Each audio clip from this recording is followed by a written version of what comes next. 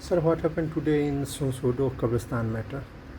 See, in Sonsodo matter, the GSUDA has filed a compliance report pointing out as to what they have done so far pursuant to the last order.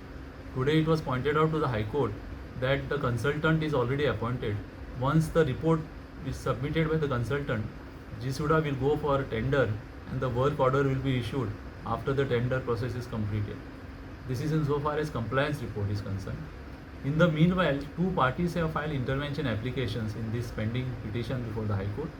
One of the parties is contending that a portion of this land should be given for a graveyard insofar as Christian community is concerned, and he is relying upon some orders of the Human Rights Commission. There is a second intervention application that is filed, which relies upon the earlier resolution of the municipality, wherein it was resolved that this place should be earmarked for the purpose of providing cremation ground or burial ground or graveyard, etc., to all communities.